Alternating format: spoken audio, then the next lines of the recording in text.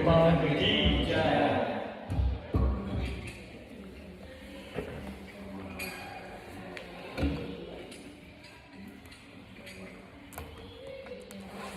Hare Krishna. So welcome to the first chapter of Bhagavad Gita. Bhagavad Gita का जो पहला अध्याय है, आज हम इसकी चर्चा करेंगे। आप सबका स्वागत है।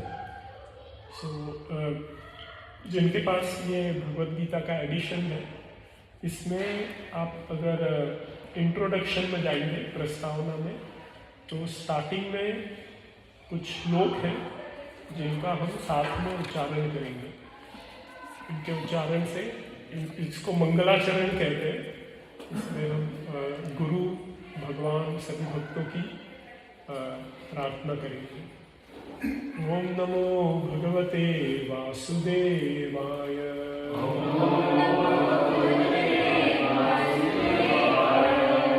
ओम अज्ञानतिमिरन्धस्य ज्ञानाञ्जनशलाकया चक्षुरुन्मिलितं येन तस्मै श्रीगुरवे नमः। श्रीचैतन्यमनोभीष्टं स्थापितं येन भूतले स्वयं रूपा कदा मह्यं ददाति स्वपदान्तिकं। वन्देऽहं श्रीगुरौ श्रीयुतापदकमलं श्रीगुरून् वैष्णवांश्च श्रीरूपं साग्रजातां सहगणा रघुनाथान्वितं तं सजीवं साद्वैतं सावधूतं परिजनासहितं कृष्णचैतन्यदेवं श्रीराधा कृष्णपदान् सहगणा ललिता श्रीविशाखान्वितांश्च। हे कृष्णा करुणा सिन्धु दीनबन्धु जगत्पते गोपेश गोपिकाकान्त राधाकान्त नमोऽस्तुते। तप्तकाञ्चन गौराङ्गी राधे वृन्दावनेश्वरी वृषभानुसुते देवी प्रणमामि हरिप्रिये। वाञ्छाकल्पतरुभ्यश्च कृपा सिन्धुभ्येव च पतितानां पावनेभ्यो वैष्णवेभ्यो नमो नमः। जय श्री कृष्ण चैतन्य प्रभु नित्यानंद श्री अद्वैत गदाधर श्रीवासादि गौर भक्तवृंद। हरे कृष्णा कृष्णा कृष्णा हरे हरे हरे राम राम राम हरे हरे। हरे कृष्ण। तो पिछले बार जब हमने प्रस्तावना इंट्रोडक्शन डिस्कस किया था, उसमें हमने क्या क्या पॉइंट्स डिस्कस किए, किसको याद है?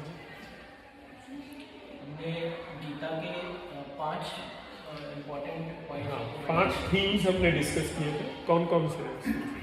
जीव, हाँ, ईश्वर, हाँ। प्रकृति, काल, जीव, प्रकृति, ईश्वर, काल, कर्म, इनमें से कौन सा अशाश्वत है? कर्म। क्यों? क्योंकि कर्म मोड ऑफ काम करने के हिसाब से। क्योंकि कर्म का अंत है, बाकी सभी अंतहीन है।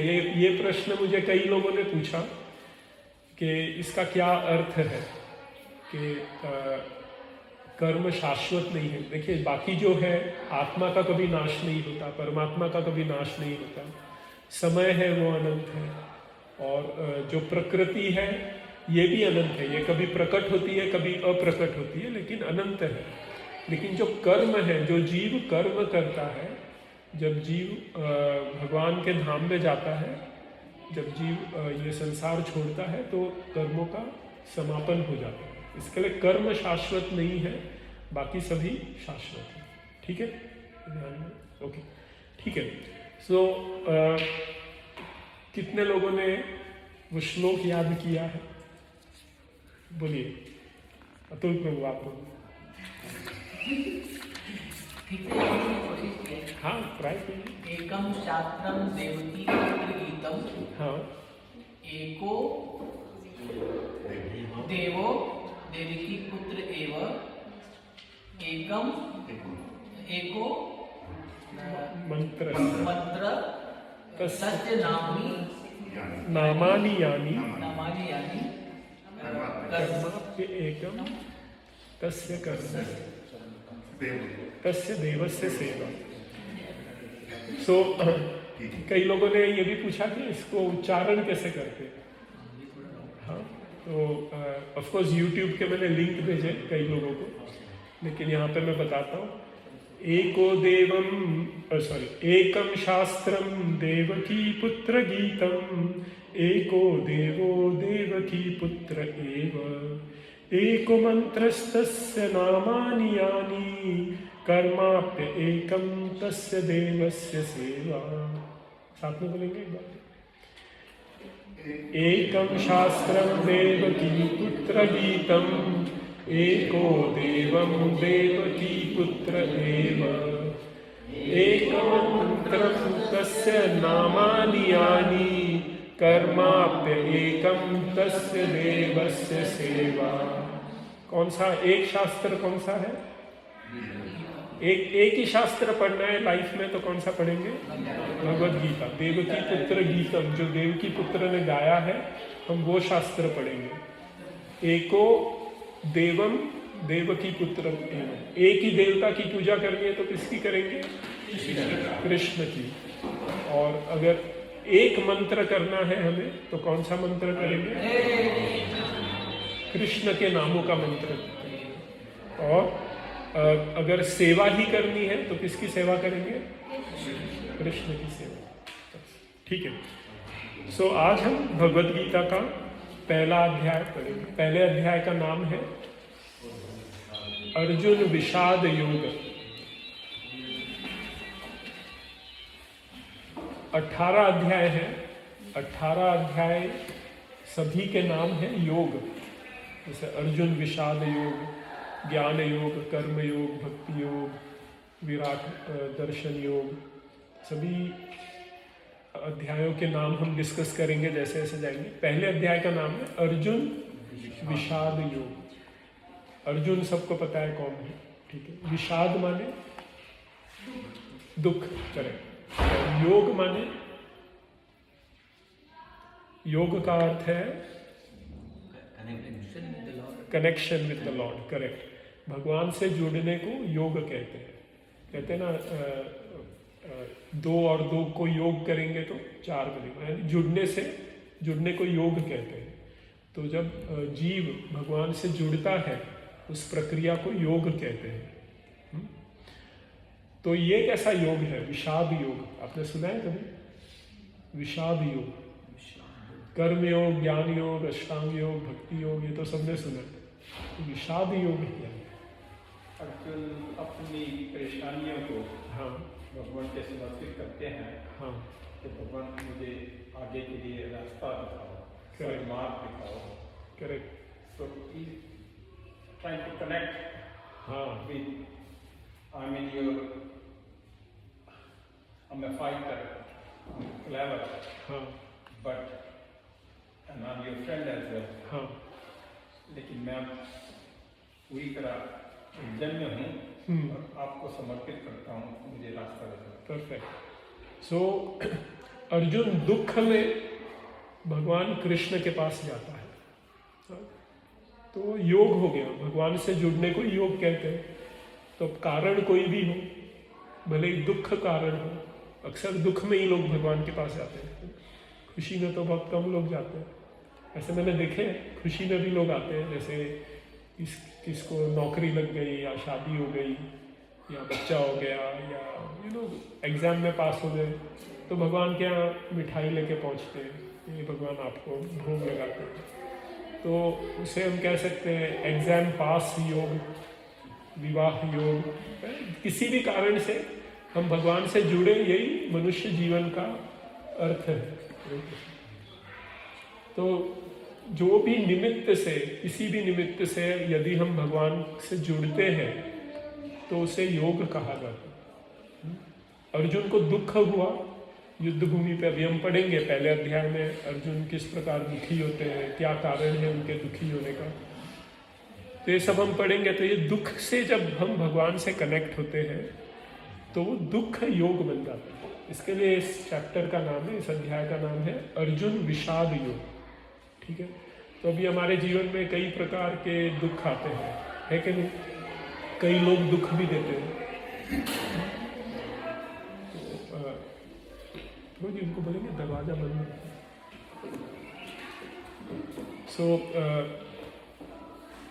कई प्रकार के दुख आते हैं, लेकिन अगर वो दुख से हम भगवान से जुड़ जाते हैं तो उस दुख को आप अपना सौभाग्य समझें, उसे योग समझें, और जिसने दुख दिया है उसको अपना गुरु समझें कि इस गुरु की वजह से आज मैं भगवान से जुड़ गया। तो ये इस अध्याय का एक बहुत सुंदर अर्थ है, अर्जुन विषाद योग। अगर ये अध्याय में आपको कोई एक श्लोक याद करना है तो पहला श्लोक याद कर लें। बहुत ही सिंपल है और बहुत ही गहन अर्थ रखता है। ऐसे तो सभी श्लोक आप याद कर सकते हैं। कई साल पहले मैंने पूरा अध्याय याद किया था। इसमें भगवान के कई नाम हैं, भगवान के शंख के नाम हैं, भगवान के भक्तों के नाम हैं, कौरवों में भी कौन कौन योद्धा है उनके भी नाम हैं, और अर्जुन के विषाद के कारण हैं। तो पूरा ये अध्याय आप याद कर सकते हैं, लेकिन अगर एक ही श्लोक याद करना है तो पहला श्लोक याद करेंगे। पहला श्लोक किसने कहा है? धृतराष्ट्र उवाच। तो धृतराष्ट्र कौन है? कौरवों के पिता है। तो क्या कहते हैं, किससे कह रहे हैं? संजय से। अभी धृतराष्ट्र के पास, धृतराष्ट्र अंधे थे, नेत्रहीन थे, तो उन्हें युद्ध के बारे में जानना था। तो व्यासदेव उनके गुरुजी आते हैं और बोलते हैं धृतराष्ट्र क्या तुम युद्ध देखना चाहते हो? तो बोले युद्ध मुझसे देखा नहीं जाएगा, लेकिन मैं युद्ध के बारे में जानना चाहता हूँ। लाइव टेलीकास्ट, जैसा अभी यूट्यूब पे हो रहा है हमारे लेक्चर का लाइव टेलीकास्ट, कि मैं युद्ध के बारे में जानना चाहता हूँ। तो धृतराष्ट्र के जो सेक्रेटरी है संजय, व्यासदेव उनको दिव्य दृष्टि देते हैं कि आपको दिखेगा युद्ध और आप धृतराष्ट्र से कहो। तो अब युद्ध शुरू होने वाला है। धृतराष्ट्र अपने सिंहासन पे है, संजय उनके बाजू में विराजमान है। तो धृतराष्ट्र पूछते हैं संजय से, क्या पूछते हैं? धर्म क्षेत्रे कुरुक्षेत्रे समवेतायुयुत्सव मामका पांडवाश्चैव किम कुर्वत संजय। तो इस प्रकार आपको श्लोक याद करना है। धर्म क्षेत्रे कुरुक्षेत्रे समवेता युयुत्सव मामका पांडवाश्चैव किम कुर्वत संजय। अच्छा, अब जब आप ये गीता पढ़ेंगे तो आपको इस प्रकार पढ़नी है। पहले तो हिंदी में संस्कृत में लिखा है, उसके बाद प्रभुपाद जी ने एक एक शब्द का अनुवाद किया है कि धृतराष्ट्र उवाच, यानी धृतराष्ट्र ने कहा। धर्म क्षेत्र मतलब धर्म के क्षेत्र में, कुरुक्षेत्र यानी कुरुक्षेत्र में। तो इस प्रकार एक एक शब्द का अनुवाद किया। फिर उन्होंने उसका पूर्ण अनुवाद किया कि धृतराष्ट्र ने कहा, हे संजय, जब मेरे पुत्र और पांडवों के पुत्र धर्म क्षेत्र कुरुक्षेत्र में इकट्ठा हुए तो उन्होंने क्या किया। ठीक है, अब कई बार क्या होता है कि लोग ट्रांसलेशन में गड़बड़ करते हैं। भगवान कहते हैं कि मेरी शरण में आओ, और वो उसका हिंदी में अनुवाद कर देंगे कि ना कृष्ण कह रहे हैं कि मेरे अंदर बैठे निराकार परमात्मा की शरण में आओ। तो गलत है। तो इसके लिए प्रभुपाद ने क्या कहा है कि उन्होंने एक एक शब्द का अनुवाद किया है। फिर आप अपने आप से जोड़ लें। संस्कृत नहीं भी आती है तो आपको खुद अनुवाद कर सकते हैं। उसके बाद प्रभुपाद ने तात्पर्य लिखा है। तात्पर्य में उन्होंने वो श्लोक को अच्छी तरह से समझाया। तो इसी प्रकार पूरे गीता के 700 श्लोकों को प्रभुपाद जी ने समझाया, लेकिन उन्होंने अपनी विचारधारा नहीं रखी है। उन्होंने जो पहले के आचार्यों ने कहा है वो सब ग्रंथों को पढ़कर उसका निचोड़ उसमें लिखा है। ठीक है, क्योंकि आपको मेरी बात नहीं सुननी है। आपको इवन प्रभुपाद ने खुद के मन से क्या कहा है वो नहीं सुना। हमें परंपरा में, लास्ट टाइम हमने डिस्कस किया था, परंपरा में भगवान ने जो कहा है हमें वो समझना है। तो जो आचार्य हैं जिन्होंने भगवान की प्राप्ति की है उनके तात्पर्यों को यहाँ पर प्रभुपाद ने लिखा। जैसे रामानुजाचार्य, भक्ति विनोद ठाकुर, विश्वनाथ चक्रवर्ती ठाकुर, बलदेव विद्याभूषण, श्रीधर स्वामी, इन सब के तात्पर्यों को प्रभुपाद जी ने यहाँ पर लिखा। तो आपको तात्पर्य पढ़ना है। अच्छा, पहला श्लोक क्या है? पहला श्लोक हम डिटेल में डिस्कस करेंगे। धर्म क्षेत्र, ये कौन सा धर्म क्षेत्र है? कुरुक्षेत्र। कुरुक्षेत्र आप में से कितने लोग गए? आप वहाँ पे जाएंगे तो ऑफ कोर्स जहाँ पे कृष्ण ने गीता का ज्ञान दिया है वो स्थान भी है, लेकिन उसके पहले से ही ये एक तीर्थ स्थान रहा है। ब्रह्मा जी ने यहाँ पे एक यज्ञ किया था, वहाँ पे एक बहुत बड़ा ब्रह्म सरोवर है, और ऐसे कई प्रकार के वहाँ पे लीलाएं हुई हैं। जब ग्रहण लगा था तब कृष्ण द्वारका से सभी लोगों को कुरुक्षेत्र ले गए थे, और तब ब्रजवासियों का वहाँ उनसे मिलन हुआ था। तो ये जो धर्म क्षेत्र है कुरुक्षेत्र, समवेता युयुत्सव, यहाँ पे इकट्ठा हुए हैं किस लिए? युयुत्सव, युद्ध के लिए इकट्ठा हुए। कौन इकट्ठा हुए हैं? नहीं, कौरव पांडव नहीं। धृतराष्ट्र क्या कहते हैं? मामका पांडवाश्च, मेरे पुत्र और पांडवों के पुत्र थे। हमने पहले भी डिस्कस किया था कि इसी से झगड़े होते थे। जब हम कहते हैं नहीं ये मेरा है, ये दूसरे का है, तो मेरे तेरे में झगड़े हो जाते हैं, है ना, कि ये मेरा पद है, तुम्हें वो पद नहीं मिलेगा, है ना। पॉलिटिकल पार्टी जैसे झगड़ा करती है। अच्छा, मैंने पति पत्नियों को भी इस पर झगड़ा करते हुए देखा है। ये मेरा मत है, और पत्नी बोलती है नहीं मेरा मत तो उल्टा है। एक बोलता है आज चावल बनेगा, एक बोलती है नहीं आज रोटी बनेगी, तो उस पर झगड़ा हो जाता है। मेरा तेरा, मामका पांडवाश्च। धृतराष्ट्र के मन में ये बात पहले से ही रही है।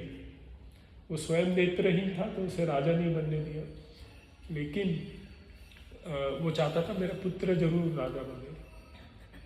तो मामका, मेरे पुत्र इकट्ठा है और पांडु के पुत्र इकट्ठा। अगर धृतराष्ट्र पहले से ही ऐसा सोचता नहीं ये हमारा परिवार है, मेरे पुत्र बने या पांडवों के पुत्र बने, क्या फर्क पड़ता है, राज्य ही तो चलाना है, सभी राजमहल में ही तो रह रहे हैं, कितना प्रसाद खाएंगे। अधिकार ही देना था। पांडवों ने क्या कहा था कि आप हमें 5 गांव दे दें, हम खुश हो जाएंगे उसी में। 5 गांव दे देते हैं, वो वहाँ खुश बैठे, आप पूरा राज्य संभालें। लेकिन नहीं, मेरा तेरा, मैं अपने 5 गांव क्यों दूँ, है ना। तो मेरा तेरा के चक्कर में पूरी महाभारत होगी। तो आप धृतराष्ट्र की बुद्धि समझिए कि वो मेरा तेरा के चक्कर में पड़ा हुआ है। मामका पांडवाश्चैव किम कुर्वत संजय, ये तो बड़ा अजीब प्रश्न है। वो बोल रहा है कि मेरे पुत्र पांडवों के पुत्र इकट्ठा हुए हैं किसके लिए? युद्ध के लिए। तो उन्होंने क्या किया होगा? युद्ध किया होगा। तो फिर भी वो पूछ रहे हैं। जैसे समझो अतुल प्रभु है, तो उनके सामने एक थाली रख दी गई प्रसाद की। अब अपने शिव प्रभु आते हैं, बोलते हैं अतुल प्रभु खाने के लिए बैठ गए हैं। अच्छा प्रभु जी बताओ अब उन्होंने क्या किया? इसका कुछ लॉजिक है?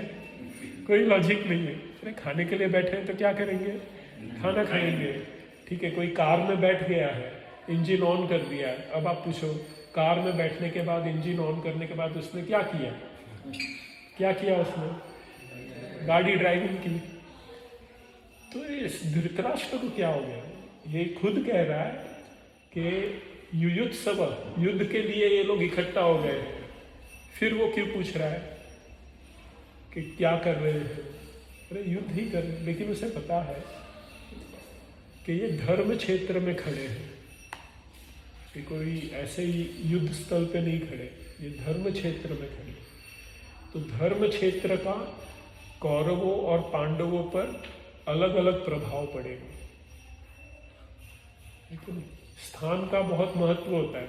आप जिस स्थान में बैठे हैं उस स्थान का बहुत बड़ा प्रभाव पड़ता है। जैसे आप मंदिर में जाएंगे तो आपको भक्ति के विचार आएंगे। आप अगर अपनी दुकान पे बैठे हैं तो व्यापार के विचार आएंगे। मैं जब हॉस्पिटल जाता हूँ तो मुझे ऐसा लगता है कि चलो बीमारियां क्या है, मरीज क्या है, इलाज क्या है, वो विचार आते हैं। ठीक है, अब समझो आप कभी पब में जाए तो पब में क्या आप गीता का प्रवचन करेंगे? नहीं करेंगे।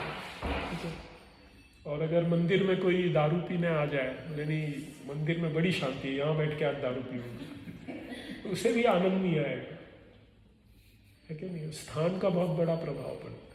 आप घर में बैठ के पूजा करते हैं और आप मंदिर में जाके पूजा करें, उसमें आपको डिफरेंस पता चलेगा। और आप कोई धर्म क्षेत्र में जाकर पूजा करें, जप करें भक्ति, उसका एक अलग प्रभाव पड़ेगा, है ना? इसके लिए हम तीर्थ यात्रा के लिए जाते हैं। जैसे गंगा जी में स्नान करना है, अब आप घर में भी स्नान करते हैं, तो आप गंगा जी में क्यों जाते हैं स्नान करने? क्योंकि उसका एक अलग प्रभाव है। तो धृतराष्ट्र को ये बात पता है कि जो कुरुक्षेत्र है ये धर्म क्षेत्र है और इसका प्रभाव पड़ेगा। धर्म क्षेत्र में कौन ज्यादा शक्तिशाली होगा? भगवान के भक्त या जो नास्तिक है?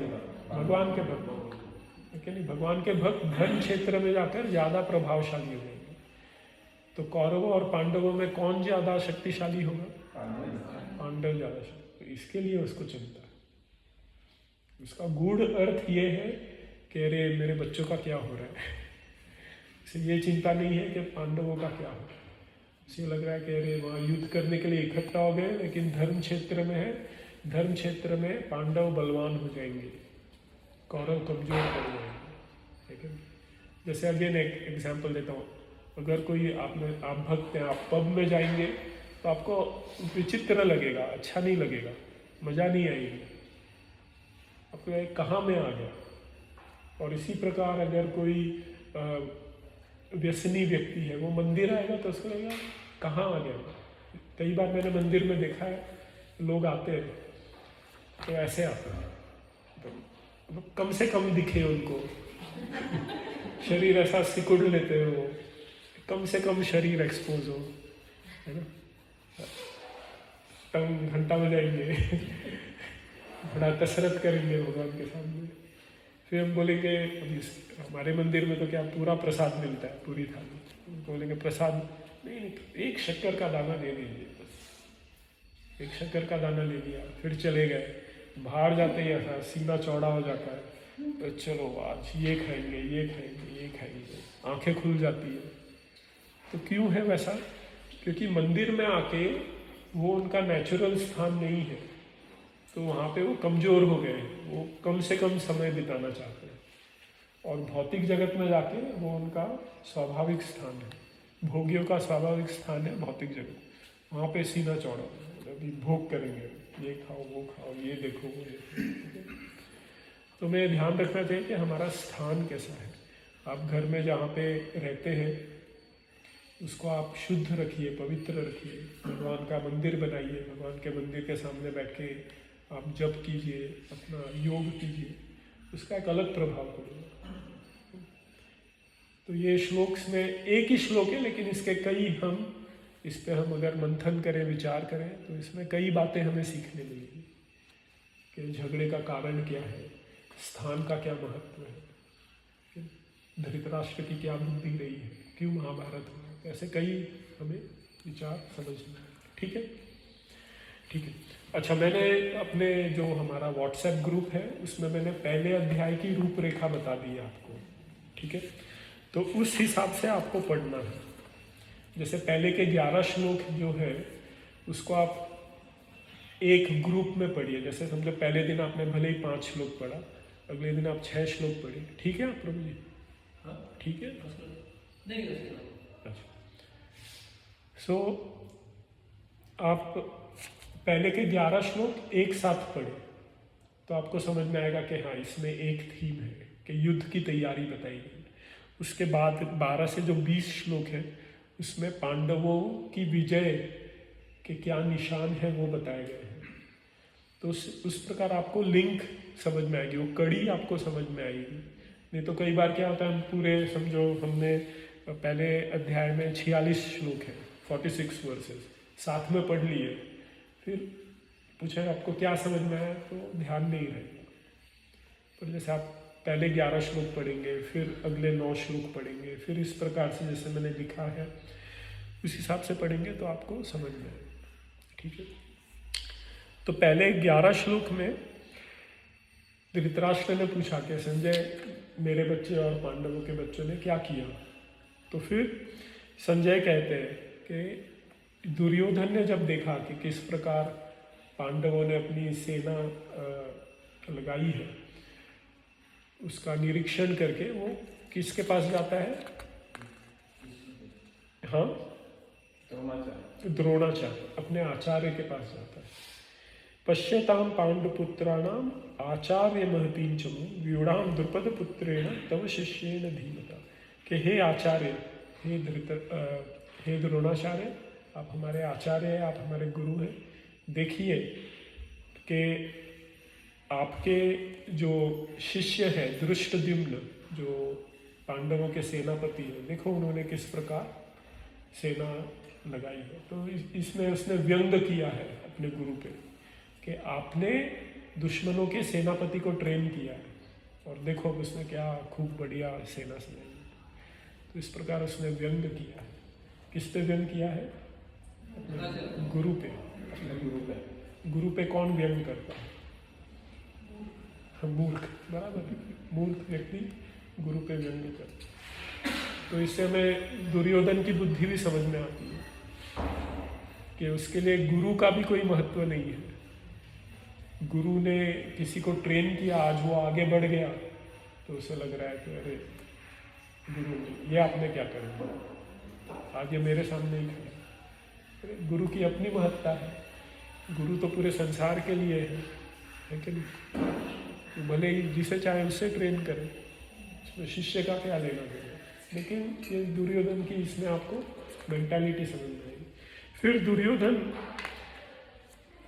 उसके तरफ कौन कौन रथी महारथी हैं और पांडवों के प्रति, पांडवों के साथ में कौन कौन रथी महारथी हैं उनकी गणना करता है कि हमारे पास तो भीष्म है, ये है, वो है, बड़े कर्ण है, विकर्ण है, ऐसे बड़े बड़े रथी महारथी हैं। पांडवों के पास कौन है? भीम है, अर्जुन है, 4-5 लोग वहाँ पे भी गिना देता है। और फिर अंत में श्लोक नंबर 10 में वो कंक्लूजन करता है,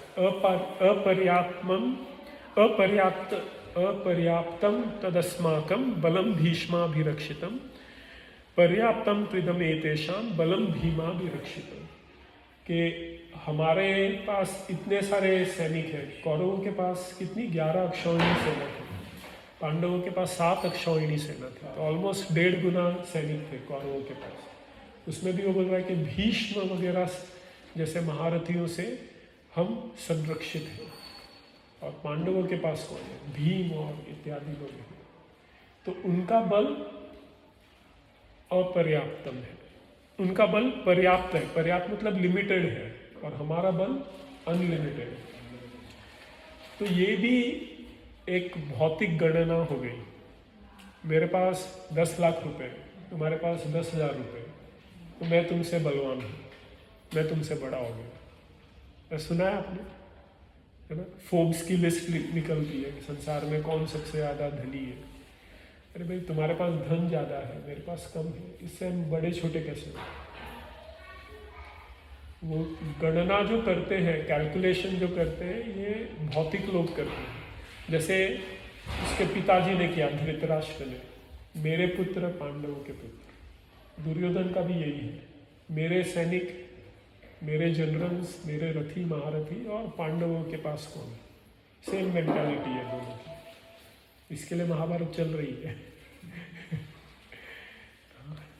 कॉम्प्रोमाइज हुआ नहीं कभी। सो ऐसा नहीं है। पांडवों के पास कौन थे? कृष्ण। युद्ध के पहले दुर्योधन और अर्जुन दोनों जाते हैं कृष्ण के पास और बोलते हैं आप हमारी सहायता करें।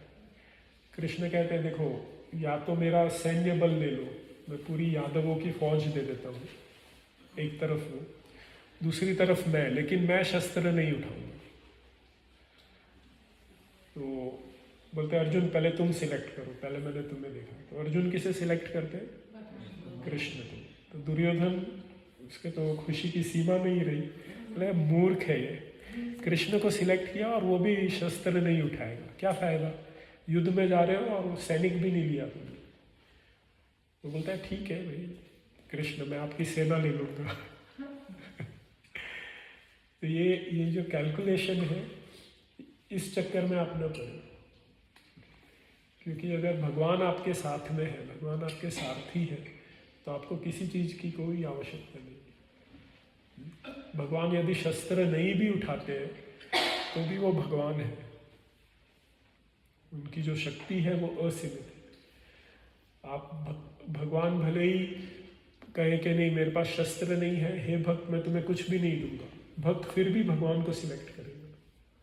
और जो भौतिक लोग हैं वो क्या करते हैं, भगवान के मंदिर में भी जाते हैं तो क्या कहते हैं, हे भगवान मेरी एग्ज़ाम पास करा दो, मेरी शादी करा दो, मुझे बच्चे दिला दो, मुझे पैसा दिला दो, ये दिला दो, वो दिला दो। तो आप भगवान के पास गए, लेकिन भगवान को मांगने के बदले आपने भगवान की एक छोटी सी शक्ति मांगी।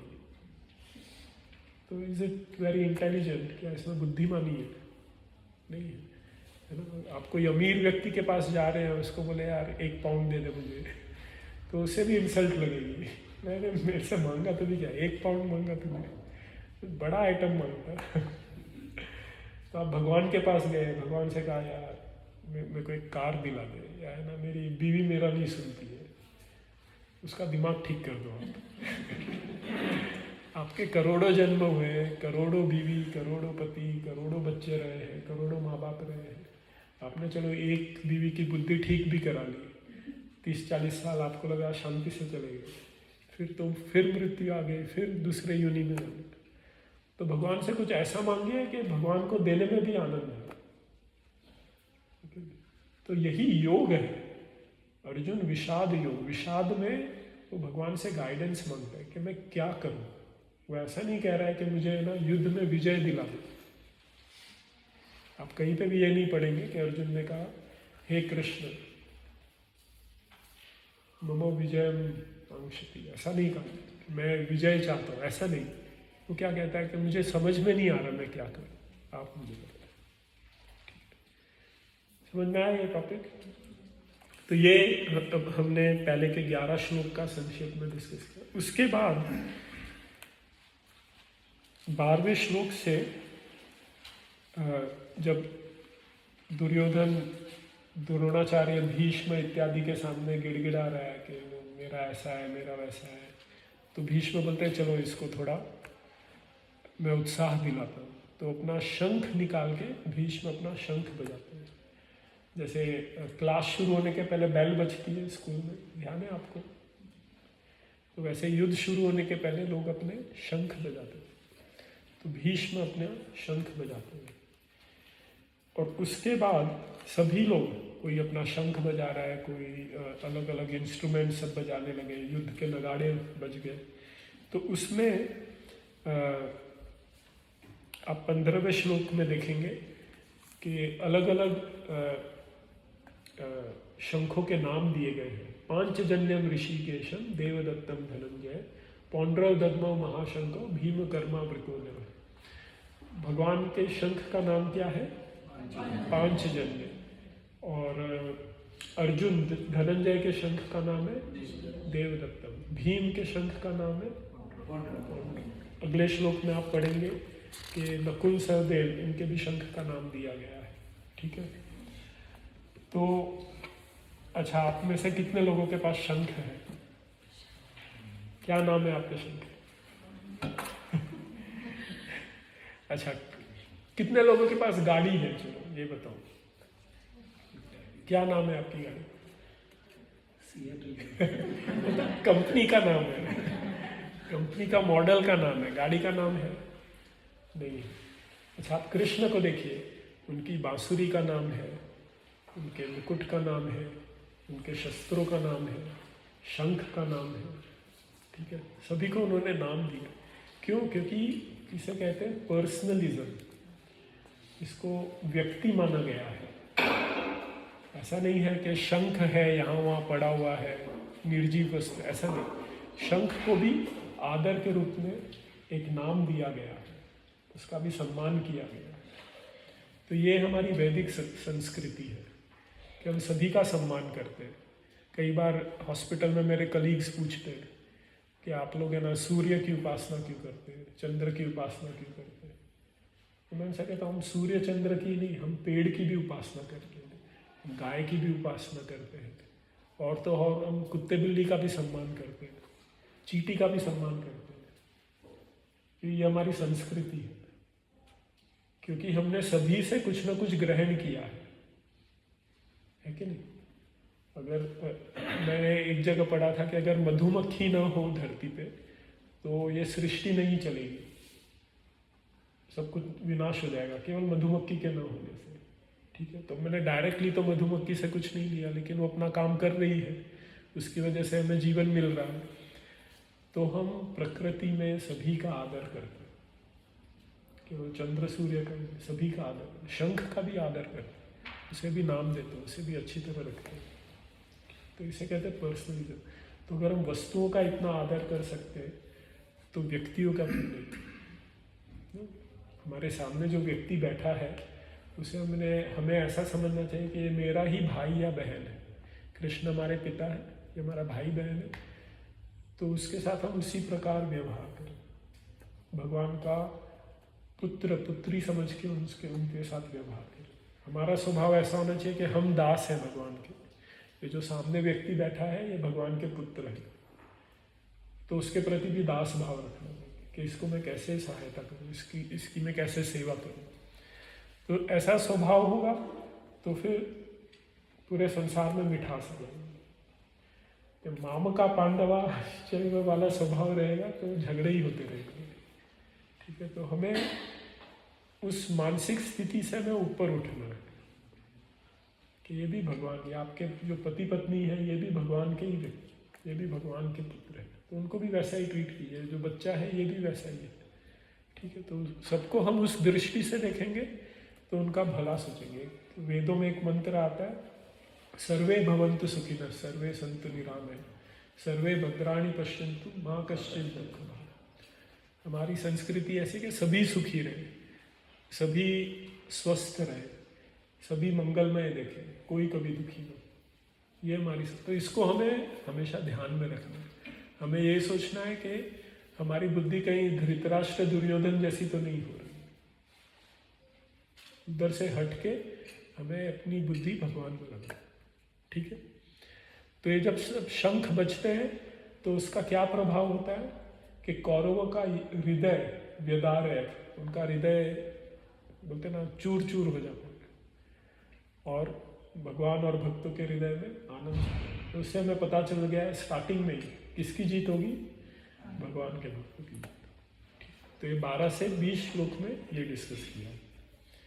अच्छा, उसके बाद 21 से 27 श्लोक में भगवान को भक्त वत्सल बताया गया है। तो क्या होता है 21वें श्लोक में,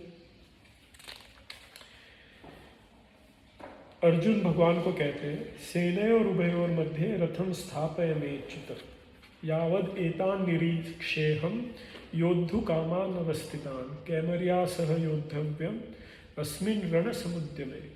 कृष्ण को कहते हैं, अर्जुन हे कृष्ण, रथ को दोनों सेनाओं के बीच में ले जाओ, मैं देखना चाहता हूं कि कौन युद्ध के लिए इकट्ठा हुए हैं। ठीक है, अच्छा, आप घर में भगवान की पूजा करते हैं, करेक्ट? तो आप भगवान से कहते कि हे भगवान, आज आप मेरे लिए खाना बना दो। कहा है कभी आपने? नहीं कहा। यहाँ अर्जुन कह रहे हैं, कृष्ण मेरा रथ ले चलो, ड्राइवर रथ आगे बढ़ाओ।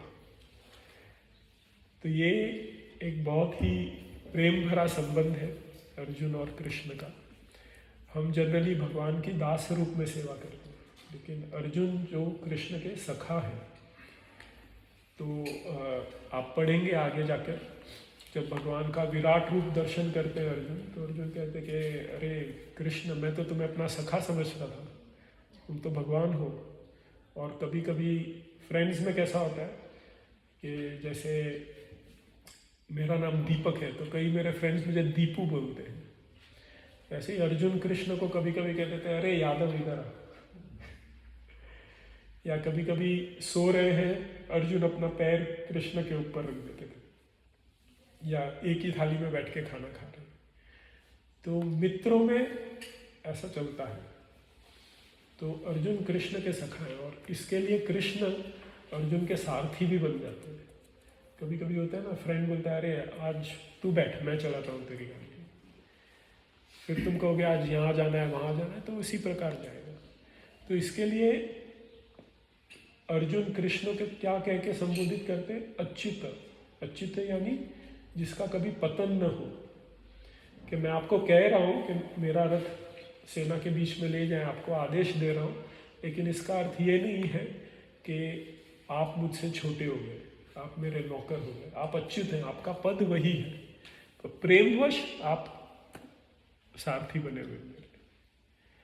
तो यहाँ पे हमें अर्जुन का प्रेम, इसके लिए ये जो सेक्शन है 12 से 21 से 27, इसको आप इन श्लोकों में देखें कि किस प्रकार भगवान भक्त वत्सल है, अपने भक्तों के प्रेम के कारण उसके सारथी बन के उसकी आज्ञा का पालन कर रहे हैं। तो कृष्ण क्या करते हैं? रथ ले जाते हैं बीच में। अब अर्जुन अपने सामने सभी को देख रहे हैं। किस किस को देखते हैं वो? जितने भी रिश्तेदार हैं उनको वो देखते हैं। विषम के कारण, हाँ हाँ। द्रोणाचार्य। तो वो श्लोक नंबर 26 में बताया है। पितृनत पितामहान आचार्यान मातुलान भ्रातरन पुत्रान पौत्रान सुखींस्तथा श्वशुरान सूर्यदश्चैव सेदेव हृदय। तो यहाँ पे जितने उनके रिश्तेदार हैं, क्योंकि सभी एक ही परिवार, तो एक ही है, तो सभी रिश्ते में ही है, तो सब रिश्तेदारों के सामने अर्जुन खड़े।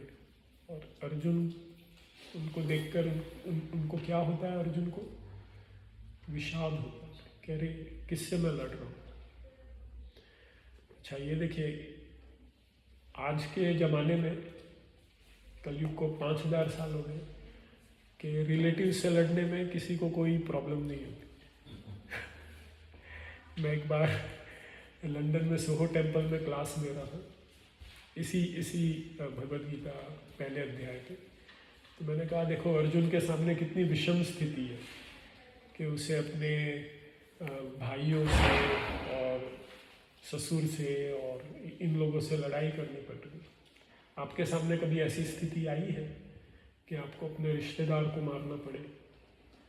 तो एक लेडी ने हाथ उठाया, बोले हाँ मैंने अपने पिता का वध किया है। तो मैं समझ गया कि कलयुग चल रहा है। उसके बाद से मैंने प्रश्न पूछना बंद कर दिया। तो पता नहीं किसने क्या किया। पर आज पारिवारिक कलह इतना हो गया है कि लोग झगड़ लेते। मैंने हार्डली कभी देखा है कि भाइयों भाइयों में जमती हो, या बहनों बहनों में जमती हो, या सास बहू में जमती हो। बहुत रेयर होता है। अगर जमती है तो हम सकते हैं अरे ऐसा कैसे।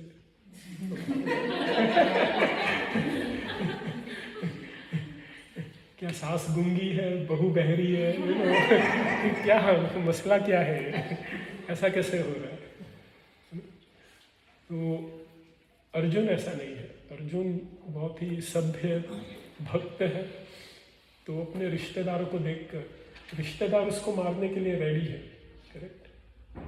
दुर्योधन ने ये नहीं कहा कि मेरा रथ बीच में ले जाओ, मैं देखूं किससे। ही इज रेडी, वो तो एकदम तैयार है युद्ध के लिए। लेकिन अर्जुन को ऐसा लग रहा है कि अरे नहीं कौन है। तो अब अर्जुन 28वें श्लोक से अब वो कृष्ण से कहेगा कि मैं दुखी हूं, मैं नहीं लड़ना चाहता हूं, और उसके वो 5 कारण बताएगा। तो मैं आपको श्लोक संख्या और वो 5 कारण पहले बता देता हूँ। तो श्लोक 28, 29, 30 में वो कारण बताएगा दया। फिर अगले 5 श्लोक 31 से 35 कि अगर मैं इन्हें मारूंगा तो मैं आनंद कैसे करूंगा, परिवार के बिना क्या आनंद है। 36, 37, 38 कि मैं मारने से मुझे हत्या का पाप लगेगा। ठीक है।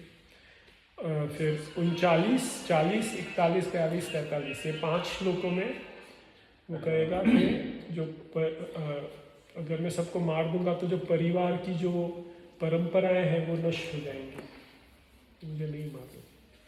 और उसके बाद अगले अध्याय में, सेकेंड चैप्टर में, 6ठे श्लोक में वो कहेगा कि मुझे समझ में नहीं आ रहा है मैं क्या करूँ, इनडिसीजन। तो ये जो 5 कारण हैं, इनके वजह से अर्जुन कहता है कि मैं नहीं लड़ पाऊंगा। कौन से कारण है? दया, आनंद कैसे करूंगा, जीव हत्या का पाप, कुल का नाश, कुल की परंपराओं का नाश हो जाएगा, और अनिर्णय, मुझे समझ में नहीं आ रहा है मैं क्या करूं। तो ऐसे ये जो 5 कारण है, इसकी वजह से अर्जुन नहीं लड़ता। ठीक है, तो हम वो डिस्कस करेंगे। अनिर्णय, indecision, I don't know what to do, होता है आपके साथ? तो वो अगले सेशन में दामोदर विलास प्रभु बताएंगे 2.6 में। ठीक है, सो लेट्स डिस्कस। सो पहले दया, 28वां श्लोक।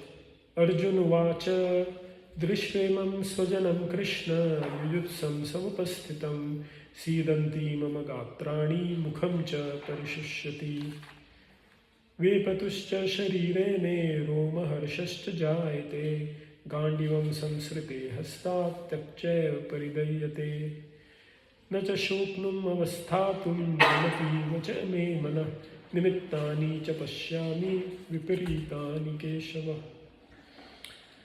सो अर्जुन को दया आ रही है, और दया के कारण उसके हाथ से गांडीव सरकता जा रहा है, उसका शरीर जल रहा है, उसे बोलते हैं ना पैनिक अटैक आ गया है। वो बोल रहा है कि मैं अब क्या करूं, क्योंकि जो भक्त है वो स्वभाव से ही, भक्त का स्वभाव होता है दया करना। देखिए आप है ना 3 लेवल पे आप किसी से भी संबंध रख सकते हैं। पहला लेवल है सही गलत का, और संसार इसी पे चलता है, मैं सही कह रहा हूँ तुम गलत कह रहे हो, ये होता है संबंधों में। मेरी बात सही है तुम्हारी बात गलत है, फिर सामने वाला कहता है नहीं मैं सही हूँ तुम गलत हो। जैसे ये फ़ोन यहाँ पे रखना है, तो मैं कहूँगा ये सही है, कोई और आके कहेगा नहीं ऐसे नहीं, इसको ऐसे रखना है, ये सही है, तो इस पर झगड़े हो जाते हैं सही गलत के चक्कर में। तो आप एनालाइज कीजिए अपनी लाइफ में कि आप कितना सही गलत के चक्कर में सोचते हैं। नहीं ऐसा नहीं करो, ऐसा करो, ऐसा बोलते हैं आप, ऐसा होना चाहिए, उन्होंने ऐसा क्यों किया, ऐसा तो नहीं होता है। ठीक है, तो ये सब सही गलत के लेवल पे हम रिलेट करते हैं। सही गलत के लेवल पे रिलेट करेंगे तो हमेशा मनमुटाव, झगड़ा, तनाव होता रहेगा। तो एक इसके ऊपर का लेवल है प्रेम का। जैसे आपका कोई बच्चा है, छोटा बच्चा है, उसने पानी गिरा दिया सोफे पे फॉर एग्जाम्पल, तो आप क्या करेंगे? अरे मत कर ऐसे, तुरंत पोंछ देंगे। ठीक है, तो उसका एक चाटा लगाएंगे, प्रेम है। तो बच्चे ने गलती कर भी दी, तो प्रेम के कारण आप उसको लेट गो करेंगे, आप उसको समझाएंगे अच्छी तरह प्रेम से। आपने देखा है कभी, जैसे हमारे हॉस्पिटल में कभी कभी सेम फैमिली के लोग भी काम करते हैं। तो अगर समझो किसी ने गलती की तो मैं उसे डांट दूंगा, लेकिन अगर कोई मेरा फ्रेंड है वहाँ पे काम कर रहा है तो मैं उसको अलग तरीके से समझाऊंगा, है कि नहीं? तो देखा है आपने, वो भेदभाव हो जाता है। तो प्रेम है तो हम एक अलग लेवल से डील करते हैं। तो जहाँ प्रेम होता है वहाँ पे झगड़े नहीं होते।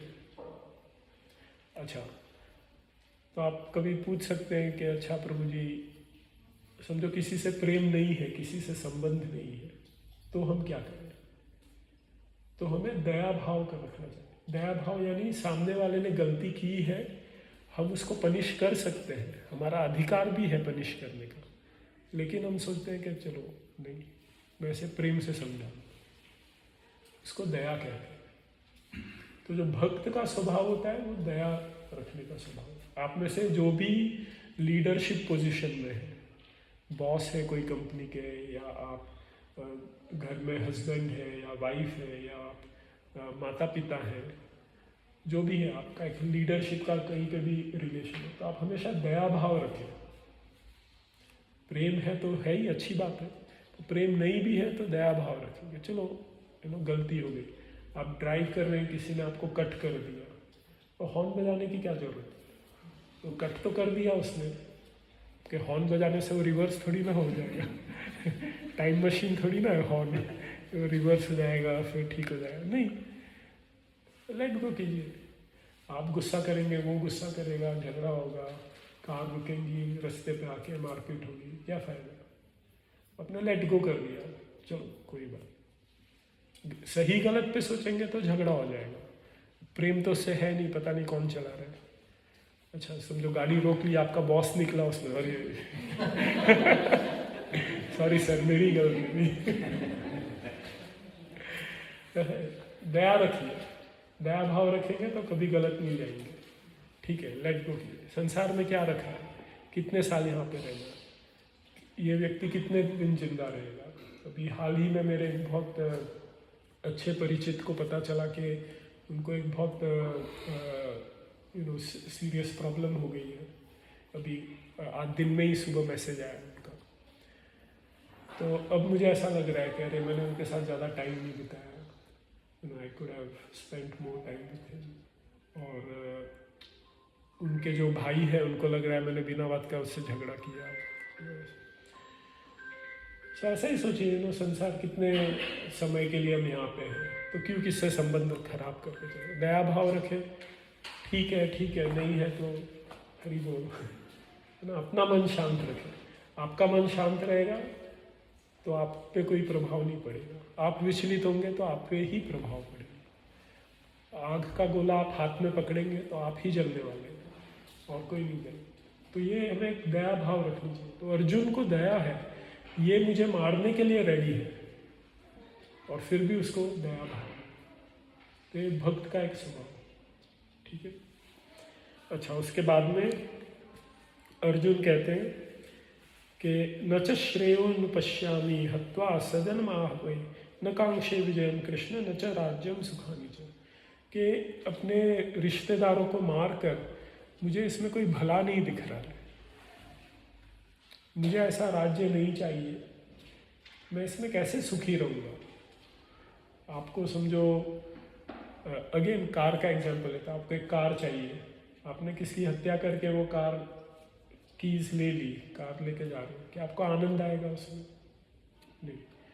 अच्छा, हस्बैंड वाइफ में अक्सर ऐसा होता है, हस्बैंड बोलता है आज खाने में ये बनेगा, वाइफ बोलते हैं नहीं आज ये नहीं बनेगा। आजू बाजू में देख रहे हैं कई कपल्स। तो आपने झगड़ा करके बनवा लिया, आपको आनंद आएगा उस खाने में? नहीं, क्या है।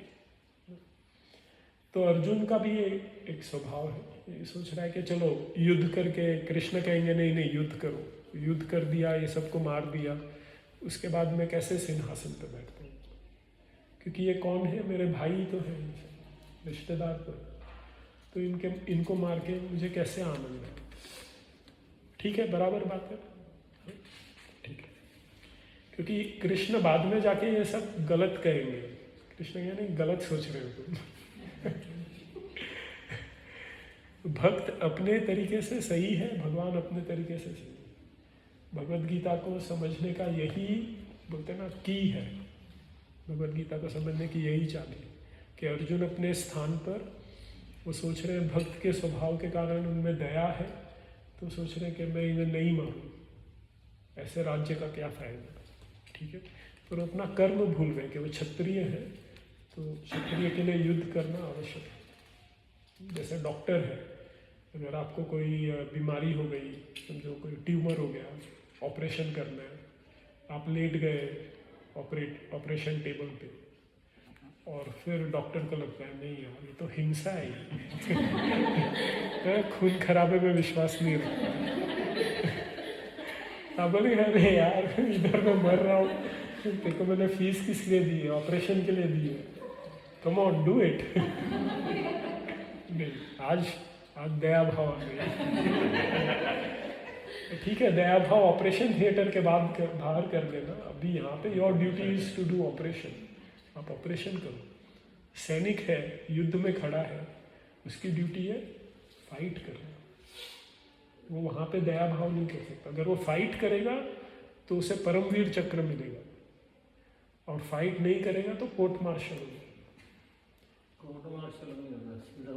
उधर ही शिव प्रभु को अनुभव है थोड़ा। सो वो हम आगे के अध्यायों में पढ़ेंगे कि किस प्रकार कृष्ण ये सभी कारणों को कहते हैं कि नहीं, तुम्हारी बात सही है लेकिन ये कारण यहाँ पे लागू नहीं होगा। ठीक है। अच्छा, उसके बाद 36 नंबर का श्लोक लेते हैं। उसमें कहते हैं, अर्जुन पापमेवाश्रयेदस्मान् हत्वेतान् आततायिनः तस्मान् अर्हा वयं हन्तुं धार्तराष्ट्रान् स्वबान्धवान् स्वजनं हि कथं हत्वा सुखिनः स्याम मातु। पापम एवाश्रये अस्मान्, कि जीव हत्या में पाप है। आप सभी मानते हैं कि हत्या नहीं करनी। हमारी वैदिक संस्कृति ऐसे, हम चींटी की भी हत्या नहीं करते। एक मृगारी करके एक ये थे हंटर, तो वो शिकारी थे, तो वो सब जानवरों को मारते थे। लेकिन वो क्या करते थे, उनको अधमरा करते थे, पूरा नहीं मारते थे, आधा मारते थे। क्योंकि उसको मज़ा आता था कि वो तड़प रहे, तो देख के उसको आनंद आता था। तो एक बार नारद मुनि वहाँ से जाते रहते हैं, तो नारद मुनि देखते हैं कि अरे तो तड़पा तड़पा के मार रहा है। तो कहते हैं मृगारी को कि तुम है ना इनको पूरा मार दिया करो। तो बोलते हैं, अरे आज तक तो सब लोग मुझे कहते थे कि नहीं मारो, तुम पहले साधु हो जो बोल रहे हो, मार दो पूरा। तो फिर जब थोड़ा अटेंशन मिला तो फिर नारद मुनि से समझाते हैं कि जीव हत्या करके क्या मिलेगा, तुम किन के लिए हत्या कर रहे हो? मैं अपने परिवार पोषण के लिए हत्या कर रहा हूँ। तो बोले देखो, इतने जीवों की हत्या की है, तुम्हें इसका फल जरूर मिलेगा, तुम्हें नरक में जाना पड़ेगा। तो तुम जाके पूछो अपने परिवार वालों से कि क्या वो तुम्हारे पाप का हिस्सा लेंगे। तो वो जाता है, बीवी बच्चों को पूछता है। बीवी बच्चे बोलते हैं, हम क्यों हिस्सा ले, मारते तुम हो तो पाप तुम्हें लगेगा, हमें थोड़ी ना लगेगा। कर्म तुम्हारा है, कर्म फल भी तुम्हारा है। तो उसको तो बड़ा शौक लगता है, बोलते हैं यार बीवी बच्चे के लिए इतना कर रहा था और ये तो सारे रेडी नहीं है। तो जाता है और वहाँ पे फिर नारद मुनि को कहता है कि नहीं, क्या करूँ अभी मैं? बोलते तुम भगवान का नाम स्मरण करो, भगवान के नाम में बहुत शक्ति है। तो जब भगवान का नाम स्मरण करता है तो भक्त बन जाता है। फिर कई दिनों बाद नारद मुनि वहाँ से जाते रहते हैं। तो गुरु को देखकर क्या करना चाहिए, हमें प्रणाम करना चाहिए। तो वो मृगारी है ना, प्रणाम करने के लिए झुकता है, लेकिन वो देखता है वहाँ पे चींटियाँ हैं, तो तुरंत थोड़ा साइड में जाके फिर प्रणाम कर। नारद मुनि समझ जाते हैं कि इसमें भक्त का लक्षण है, ये अब ये जीव हत्या नहीं कर, इसको चींटी मारने में भी दोष दिख रहा है। तो इस प्रकार अर्जुन यहाँ तो उसको चींटियाँ नहीं मारनी है, उसको तो अपने रिश्तेदारों को मारना है। और 11 अक्षौहिणी सेना है। मैंने एक बार कैलकुलेशन किया था, अभी तो याद नहीं है, कई लाख सैनिक थे वहाँ पे, दोनों सेना मिलाकर करोड़ों सैनिक थे वहाँ पे। तो अगर आपको इतने लोगों को मारना है तो आप 2 बार सोचेंगे कि नहीं। और अगर आप भक्त हैं तो आप सोचेंगे अरे क्या फ़ायदा, करोड़ों लोग को मार दिया और फिर एक राज्य मिला तो उसका क्या बेनिफिट। तो बोलते नहीं, इतना पाप मैं नहीं ले पाऊँगा। 1-2 लोग को मारना है, उन्होंने मुझे युद्ध में चैलेंज किया तो अलग बात, करोड़ों लोग मर जाएंगे मेरे कारण। तो बोलते पापम एवाश्रयेदस्मान्, कि ये पाप के कारण मैं नहीं लड़ूंगा। अच्छा, फिर 39 वर्ष लेते हैं। कुलक्षय प्रणश्यन्ति कुलधर्मा सनातन धर्मे नष्टे कुलम कृत्स्नम अधर्मो अभिभवति। कि चलो मैंने मार दिया ये लोगों को, सभी को, तो क्या होगा, सब पुरुष मर गए यहाँ पे। अब घर में जो प्रथाएं हैं वो कौन करेगा, ठीक है नहीं। जब इतने लोगों का संहार हो जाएगा तो घर में कई प्रथाएं होती हैं, छोटी छोटी प्रथा होती है, जैसे किसी दिन उपवास चल रहा है, किसी दिन दान चल रहा है, घर में पूजा चल रही है। तो कई पूजा ऐसी होती है पति पत्नी को साथ में बैठना जरूरी है, अब पति नहीं रहे तो कैसे वो सब प्रथाएं होंगी। और जब प्रथा टूट जाएगी तो घर में जो संस्कार है वो बंद हो जाएंगे। जैसे पहले घर में, मैं अपने घर की कह रहा हूँ कि हर महीने कम से कम एक बार तो सत्यनारायण की पूजा होती ही थी। अब क्या हो गया कि सब न्यूक्लियर फैमिली हो गए, सब भाई अलग अलग हो गए, बच्चे लोग, मैं विदेश में आ गया सारे, अब घर में सिर्फ माँ बाप है तो वो क्या पूजा करेंगे। ठीक है, तो कभी कभार हो जाती है, पर वो परंपरा टूट गई। तो अर्जुन बोला परंपरा टूटेगी तो क्या होगा, उसका प्रभाव बच्चों पर दिखेगा। आपने नोट किया हो, जैसे हमारी जो जनरेशन है यहाँ पे, तो हमारे माता पिता धार्मिक थे तो हमें वो थोड़ा संस्कार है, आत्मा परमात्मा ये सब हम बचपन से जानते हैं। गणेश जी, शंकर भगवान, कृष्ण भगवान, ये सब हम बचपन से जानते हैं, हमें समझाने की जरूरत नहीं पड़ती। और आप आज कोई हिंदू टेम्पल में जाकर देखें, कितने यंगस्टर्स आते हैं, कितने लोगों को भगवान के बारे में पता है, कितने लोगों ने गीता पढ़ी है, कितने लोगों को कर्म पता है। आज कोई उनसे कह देता है कि अरे तुम्हारे भगवान की तो सूंड है, ऐसे कैसे भगवान, तो उनको शर्म आती है, उनको खुद को समझ नहीं है तो वो जवाब कैसे दें, तो फिर वो धर्म की प्रैक्टिस छोड़ देते हैं। तो अर्जुन यहाँ पे कहते हैं कि कुलक्षय प्रणश्यंती कुल धर्मा सनातन, जो हमारा सनातन कुल धर्म है वो नष्ट हो जाएगा, प्रणश्यंती। और जब अधर्म होगा तो क्या होगा, प्रदुष्यंती कुल स्त्रिया, फिर स्त्री जो है उनमें प्रदूषण हो जाएगा। वो यहाँ वहाँ देखेंगे, क्योंकि अब घर में पुरुष नहीं है तो उन्हें ऐसा लगता है यहाँ पे वहाँ पे भी। ये कंट्री में ही आप देखिए सिंगल मॉम, ठीक है, तो सिंगल मॉम क्या करते हैं, 1 साल इसके साथ है, 2 साल उसके साथ है, इसके। अभी हमारी एक पेशेंट है, उसे पता ही नहीं है कि वो बच्चे का बाप कौन है, बोले उस वक्त मैं 2 लोगों को देख रही थी। तो ऐसे में वो जो बच्चा रहेगा उससे क्या कहा गया है, वर्ण संकर। वर्ण संकर भगवान कहते हैं कि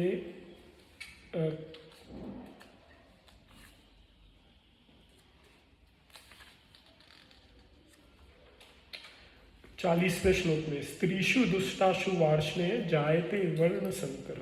वर्ण संकर यानी जो बच्चों को संस्कार नहीं मिले हैं, या जो बच्चे प्रॉपर मैरिज में नहीं जिनका जन्म हुआ है, तो ये बच्चे है ना जनरली डिस्टर्ब रहते हैं। एज ए साइकाइट्रिस्ट, मैं मनोचिकित्सक हूँ, तो उस हिसाब से मैं भी कहता हूँ कि अगर पेरेंटिंग प्रॉपर नहीं है तो बच्चे डिस्टर्ब रहते हैं। तो फिर ये जो वर्ण संकर है ये आगे जाके क्या होगा,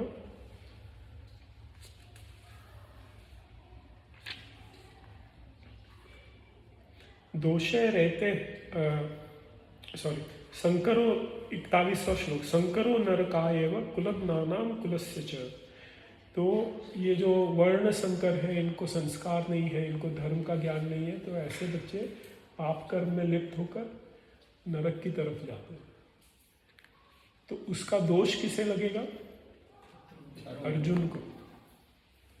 तो अर्जुन बोलता है देखो सबका मैं धर्म नाश कर रहा हूँ, कुल नाश कर रहा हूँ, तो आगे की जो पीढ़ियां हैं मैं उनका भी नाश कर रहा हूँ, ये सब दोष मुझे लगेगा। और पतंती पितरो येषाम लुप्त पिंडो दकक्रिया, तो ये सब जब कुल धर्म का नाश होगा तो लोग श्राद्ध करना छोड़ देंगे। श्राद्ध छोड़ देंगे तो पितरों को भी असंतुष्टि होगी, पितरों को असंतुष्टि होगी तो जीवों को भी असंतुष्टि होगी। मुझे श्लोक इतना समझ में नहीं आया था, लेकिन इस बार मैं त्र्यंबकेश्वर गया अपने परिवार के साथ, तो माता पिता और मेरी सिस्टर जीजाजी हम लोग गए थे। तो वहाँ पे त्र्यंबकेश्वर में वो जो पितरों का दोष होता है, पितृ दोष, उसकी पूजा करते हैं। तो वहाँ पे पंडित जी थे, बहुत अच्छे ज्ञानी पंडित थे, बहुत अच्छे पंडित थे। तो उन्होंने मुझे बताया कि इसका क्या साइंस है। तो बोले कि जो व्यक्ति मर जाते हैं, तो कभी कभी व्यक्ति मरते हैं तो उनका कर्म क्रिया नहीं हो पाती है। जैसे कोई एक्सीडेंट हो गया, बॉडी नहीं मिली या आधी बॉडी मिली, या कभी कभी कोई व्यक्ति गुम हो गया, तो भी उसका कैसे दाह संस्कार करें। तो कई बार ऐसे व्यक्तियों की इच्छाएं अधूरी रह जाती है, तो वो उन्हें अगला शरीर नहीं मिलता है, प्रेत शरीर में घूमते रहते हैं। तो उनके लिए हम पिंड क्रिया करते हैं। पिंड क्रिया यानी हम भगवान को भोग लगाते हैं और वो प्रसाद उन तक हम पहुंचाते हैं सिंबॉलिक रूप में, और ब्राह्मणों को दान देते हैं, पूजा करते हैं, भगवान की पूजा करते हैं। तो उससे अगर वो कहीं पे अटके हुए हैं तो उनको उसके क्रेडिट्स मिलते हैं, उसका कर्म फल उन्हें मिलता है और वो मुक्त हो जाते हैं, अगले शरीर में चले जाते हैं। अगर वो मुक्त नहीं होते हैं तो वो अपने जो उनके जो वंशज हैं उनको किसी न किसी रूप में तकलीफ देते रहते हैं। जैसे कोई ना कोई बीमारी होती रहेगी, या काम कर रहे हैं लेकिन काम में सफलता नहीं मिलेगी, या बच्चे नहीं हो रहे हैं, किसी न किसी रूप में उनको तकलीफ होती है। तो मुझे बता रहे थे कि उनके पास 300 साल के रिकॉर्ड्स रखे हुए हैं। तो बोले पूरे त्र्यंबकेश्वर में 300 साल पहले बोले 10-20 पूजा होती थी पूरे साल में, और वो बोल रहे थे अभी हर दिन तकरीबन 100 के आसपास पूजा होती है। बोले पहले क्यों इतनी कम होती थी? क्योंकि लोग करते थे, श्राद्ध, पितृ तर्पण, ये सब बराबर करते थे। किसका रह जाता था या कुछ हो जाता था तो वो आते थे। बोले अभी तो कोई कर ही नहीं रहा है। तो बोले इसके लिए इतने लोग आते हैं, लाइन लगती है यहाँ पे। अच्छा, एक बात मैं आपको बताऊँ जो मुझे बहुत अच्छी लगी। मैं तो माता पिता के कहने पे चला गया था। वहाँ पे वो देवताओं की पूजा कराते हैं, यमराज की पूजा कराते हैं, इसकी उसकी पूजा कराते हैं, लेकिन जो मुख्य पूजा होती है वो गोपाल की होती है, कृष्ण की। बोले जो बाकी है ये सब मृत्यु से रिलेटेड है, लेकिन मोक्ष तो कृष्ण ही दे सकते हैं। तो बोले जो मुख्य पूजा है वो कृष्ण की है। तो फिर मुझे भी बहुत आनंद है तो चलो ये लोग प्रॉपर है, कृष्ण पूजा हो रही है तो कोई प्रॉब्लम नहीं। किस फॉर्म की? हाँ, किस फॉर्म की होती है कृष्ण की? कौन सी? बाल गोपाल की पूजा की। तो अर्जुन को ऐसा लग रहा है कि नहीं, मैं इतने लोगों की हत्या करूंगा, कुल धर्म का नाश होगा, पितरों को भी तकलीफ होगी, तो आगे जीवों को भी तकलीफ होगी, तो इसके लिए मैं नहीं करना चाहता। फिर उसके बाद वो कहते हैं कि अहो बत महत पापम कर्तुम व्यवसिता वयम यद राज्य सुख लोभे न हंतुम स्वजन मुद्यता। 44 में वो समराइज कर रहे हैं सभी कारणों को। वो कहते हैं कि अरे देखो, हम कितने उद्यत हो गए हैं ये पाप कर्म करने के लिए, युद्ध करने के लिए। केवल राज्य सुख के कारण हम अपने ही रिश्तेदारों को मारने के लिए लड़ रहे हैं। केवल घर में दाल चावल बन जाए इसके लिए हम बीवी या पति से झगड़ा कर रहे थे। बच्चे ने थोड़ी मिस्टेक कर दी, उसके ऊपर झगड़ा हो रहा है, या हम थोड़ा लेट हो गए उसके ऊपर झगड़ा हो रहा है। ये क्या मामूली बातें हैं, ये आज है कल नहीं है। आपने कभी बस के लिए वेट किया होगा, तो जब बस नहीं आती है, आधा घंटा बस स्टॉप पे, तो बहुत बेचैनी रहती है।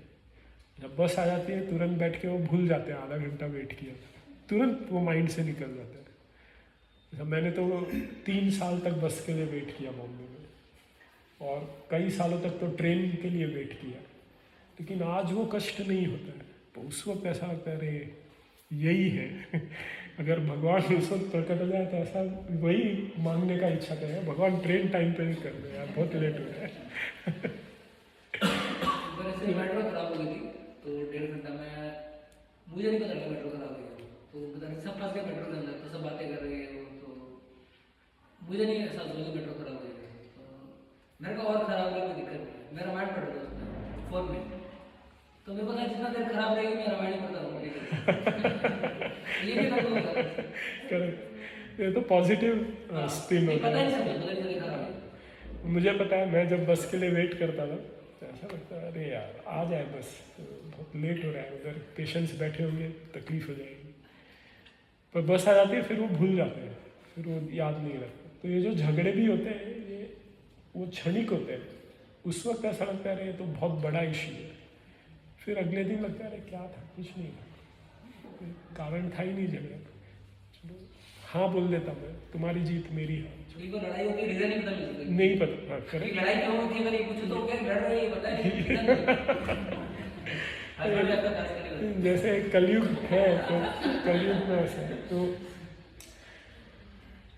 तो अर्जुन इन कारणों के कारण फिर भगवान से कहता है यदि माम प्रतिकारम अशस्त्रम शस्त्र पाणे धार्तराष्ट्रारणे हन्युस तन्मे क्षेमतरम भवे, कि इससे अच्छा है कि मैं शस्त्र नीचे रख दूं और धृतराष्ट्र के जो पुत्र हैं ये मुझे निशस्त्र शस्त्रहीन ये मुझे मार दें।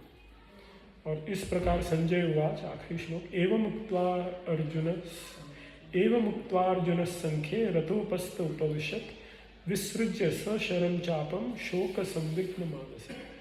तो इस प्रकार ये सब कारण बताकर अर्जुन अपना जो गांडी और जो धनुष बाण है उसे साइड में रख के रथ पे बैठ जाता है। तो युद्ध के लिए खड़ा होना पड़ता है, तो वो शस्त्र सब साइड में रख के वो बैठ जाता है।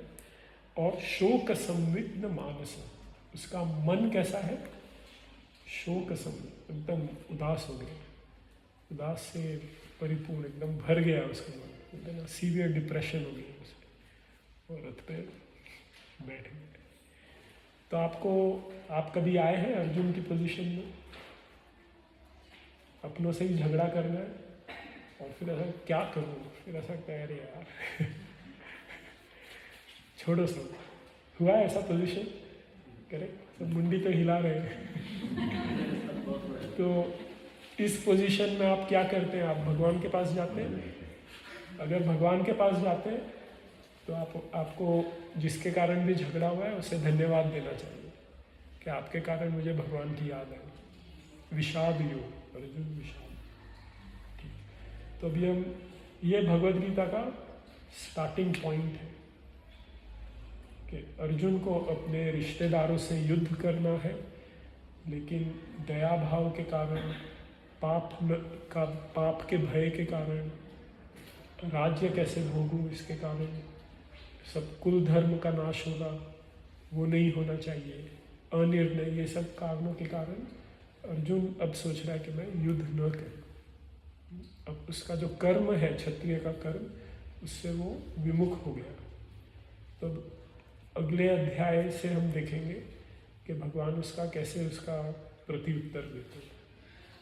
तो ये समझना इम्पोर्टेंट है। आप अभी ये हफ्ते, अगले 2 हफ्ते आपको ये श्लोक सब पढ़ने हैं अनुवाद तात्पर्य के साथ, जो मैंने ग्रुप दिए हैं व्हाट्सएप में, उस हिसाब से आप पढ़ें, उसको समझें कि यहाँ पे क्या कहा गया है और क्या कड़ी है, समझना है। तो आज के इम्पोर्टेंट पॉइंट्स बता दीजिए मुझे।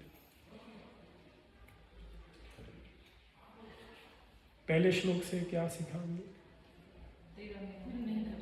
13 मेरा वाला, उससे वो बुद्धि जो है मामका पांडवाश्य, उससे झगड़ा हो रहा है। और क्या सीखा हमने पहले श्लोक से, स्थान, हाँ धर्म क्षेत्र को, स्थान का महत्व, स्थान का महत्व। आप जो भी कार्य करें उस स्थान का महत्व, उस पर ध्यान दें। अगर आप अपनी दुकान पे जा रहे हैं तो काउंटर वगैरह ठीक ठाक रखें, अच्छा प्रॉपर। जैसे मैं हॉस्पिटल जाता हूँ तो जो क्लिनिक है, पेशेंट आ रहे हैं, कौन से फोटोग्राफ हो प्रॉपर रखते हैं, एनवायरनमेंट अच्छा हो कि पेशेंट अंदर आए तो उसे लगे कि हाँ प्रॉपर जगह है वो, है ना। अगर मैं शॉर्ट्स में बैठा हूँ, स्लीवलेस टी शर्ट पहन रखी है, पेशेंट को बोला आ जाओ वो बोलेगा डॉक्टर कहाँ है, मैं ही डॉक्टर हूँ मैं ही हूँ, बोलेगा अरे यार इलाज वही करूँगा, लेकिन एटमॉस्फेयर बदल गया। तो धर्म क्षेत्र कुरुक्ष। और हमने क्या सीखा फर्स्ट चैप्टर से? हाँ अर्जुन में दिया। हाँ, उसके पहले थोड़ा पहले शंख, शंख से पर्सनलिज्म, शब्द का नाम कैसे? व्यक्तिगत रूप से हमें डील करना चाहिए। ओके, फिर हमने क्या सीखा अर्जुन से? अर्जुन बोलते हैं भगवान कृष्ण मेरा रथ आगे, तो भगवान का भक्त वत्सल रूप, वो हमने देखा। अच्छा, फिर उसके बाद फिर अर्जुन ने अपने रिश्तेदार देखे, रिश्तेदार मैंने जंग कर ली। हाँ, और फिर उसने 5 कारण बताए हैं कि मैं युद्ध नहीं करूँ। अपनी जगह पे अर्जुन सही है, भक्त का स्वभाव दिखा रहा है। ठीक है, तो आप में से अब कितने लोग पढ़ेंगे पहला अध्याय पूरा? और कौन सा श्लोक याद करेंगे? पहला वाला श्लोक, पूरा अध्याय याद कर लीजिए, तो पहला वाला श्लोक पे याद कर लीजिए। ठीक, ओके। कोई प्रश्न, कोई कमेंट्स? प्रभु जी, जैसे यहाँ पे अर्जुन को दिखाया गया कि ही वॉज इन डिल्यूशन, और इसलिए उसको मतलब पारिवारिक रिलेशन की वजह से वो ये नहीं करना चाहता। तो कई बार हम लोग जब अपने को देखते हैं तो वो क्षत्रिय है तो उसे युद्ध करना है, ये ठीक है, आगे बताया जाएगा। लेकिन हम लोग को ये मतलब मुझे ये समझना है कि आज की डेट में तो हम का ही एक ड्यूटीज है ही नहीं। आप गृहस्थ भी हो, आप ऑफिस का भी काम कर रहे हो, और यहाँ पे जब कन्फ्लिक्ट आता है ड्यूटीज में, हाँ पर्सनल लाइफ, आपकी प्रोफेशनल लाइफ, और फिर आप एक everybody, I think most of them we are from India, तो वहाँ भी हमारी एक लाइबिलिटी होती है। हाँ। तो इन सब कन्फ्लिक्ट में हमारी ड्यूटी कन्फ्लिक्ट आती है, तो वहाँ पे हम इसको कैसे सॉल्व करेंगे? ये भी मेरी ड्यूटी है, वो भी मेरी ड्यूटी है, तो फिर यहाँ पे भगवान तो आएंगे नहीं पर्सनली हमें बताने, तो यहाँ पे कैसे समझेंगे इस चीज़ को? प्रश्न ये है कि अलग अलग हमारे धर्म होते हैं। घर पे एक धर्म है, ऑफिस में एक धर्म है, समाज के प्रति एक धर्म है। तो जब इनमें कॉन्फ्लिक्ट होती है, जब इनमें टसल होती है, तो हम क्या करें? तो भगवान अगले अध्याय में बताएंगे बुद्धि योग के बारे में, दूसरे अध्याय में, कि किस प्रकार हमें अपनी बुद्धि का इस्तेमाल करना है। और बुद्धि जब शास्त्रों द्वारा गाइडेड रहेगी तो हम बराबर डिसीजन ले सकते हैं। तो इसके लिए हम गुरु साधु शास्त्र, आपके जीवन में कोई भी डिफिकल्ट आए तो आप गुरु साधु शास्त्र है, इनसे पूछ सकते हैं शास्त्रों में क्या लिखा है, गुरु क्या कह रहे हैं, बाकी साधु क्या कह रहे हैं। तो उससे आपको एक दिशा मिल जाएगी। जैसे अर्जुन को कॉन्फ्लिक्ट है, मैं क्या करूं? क्षत्रिय ड्यूटी कह रही है कि युद्ध करूं, और पारिवारिक ड्यूटी कह रही है मत युद्ध करो, और जीवों का सोचता हूं तो कैसे इनका नाश करूं। तो उसको दुविधा हो गई है कि मैं क्या करूं, ये सिचुएशन में मैं क्या करूं। तो किसके पास जाता है? कृष्ण के पास। तो कृष्ण से तो तुम नहीं मारोगे तो मैं तो मारूंगी, इनकी मृत्यु तो निश्चित है, अगर तुम नहीं करोगे तो विल डिस्कस दैट। जब वो अध्याय आएगा तो हम डिस्कस करेंगे कि कर्म का क्या विधान है। कभी कभी हमें लगता है हम कर्म कर रहे हैं, लेकिन कर्म किस प्रकार हो रहे हैं। 5वें अध्याय में, 5वां अध्याय मैं ही कहूँगा, 5वें अध्याय में हम डिस्कस करेंगे कि कर्म कैसे होते हैं, कौन कौन कर्म करता है। जीव कर्म करता है कि प्रकृति कर्म कर रही है कि ईश्वर कर्म कर रहा है, कौन किसकी लाइबिलिटी है, वो हम आगे डिस्कस। आप ये पहले अध्याय में केवल आप अर्जुन का विषाद, स्थान का महत्व, मामका पांडवाश्चैव, भगवान भक्तवत्सल है, पर्सनलिज्म, इसके ऊपर आप विचार कीजिए। तो ये जो 4-5 थीम्स आप पकड़ लेंगे तो पहला अध्याय आपका पक्का हो जाएगा। फिर कोई भी आपको पूछेगा पहले अध्याय में क्या है, तो आपको 5 नहीं तो 2 चीज़ें तो याद आएंगी। लेकिन ओके, एनीथिंग एल्स? ठीक है, श्रीमद। हाँ, Krishna gives guidance to Arjun. Arjun has to follow whatever he says or questions sometimes. हाँ, तो भगवान कृष्ण ने अर्जुन को यहाँ पे गाइड किया है। तो अर्जुन प्रश्न पूछ रहा है, पूछना चाहिए या नहीं कि केवल फॉलो करना चाहिए? हाँ। प्रश्न जरूर पूछने चाहिए, नहीं तो कन्विक्शन नहीं आएगा। आपको यकीन नहीं होगा कि हाँ ये सही मार्ग है, और क्यों है ये भी नहीं समझ में आएगा। जैसे हम बच्चों को कहते हैं कि चलो मंदिर चलेंगे जन्माष्टमी पे, तो कई बच्चे पूछते हैं कि भगवान का तो जन्म नहीं होता है, तो आप जन्माष्टमी क्यों मना रहे हैं? करेक्ट। अब नहीं, प्रश्न नहीं पूछो, चलो चुपचाप, तो चला तो जाएगा लेकिन उसका मन नहीं लगेगा।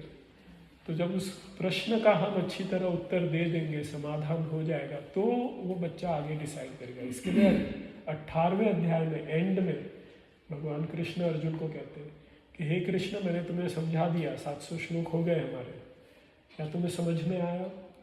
नहीं समझ में आया तो मैं फिर से समझाऊंगा।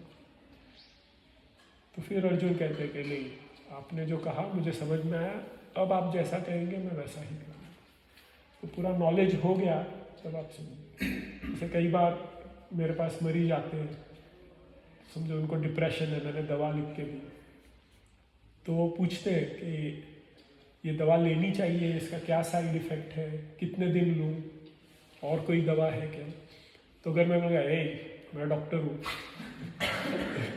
मैंने कहा है लो तो लो तो कितने दिन लेगा? नहीं लेगा। तो उसके साथ बैठ के उसको समझा दिया, अच्छी तरह उसकी शंका का निवारण कर दिया, उसको यकीन आएगा तो वो घर पे जाके तो प्रश्नों का समाधान होना चाहिए। इसके लिए जो भी प्रश्न है वो पूछने चाहिए। तो भी जैसे आप ये पहला अध्याय घर पे जाके पढ़ेंगे, आपको कोई प्रश्न है तो आप व्हाट्सएप ग्रुप में डाल दीजिए, ठीक है? तो उसका उत्तर देने की कोशिश करेंगे। हो सकता है वो प्रश्न दूसरों को भी हो तो पढ़ के वो समझ जाएंगे। एंड माधव कुमार प्रभु जो है वो सोमवार से शुक्रवार तक हर सुबह जूम पे वो आधा घंटा डिस्कस कर रहे हैं। तो अभी वो फर्स्ट चैप्टर शुरू कर देंगे सोमवार से, तो आप वो भी जुड़ सकते हो। उसकी लिंक भी मैंने व्हाट्सएप में दे रखी है, ठीक है? ओके।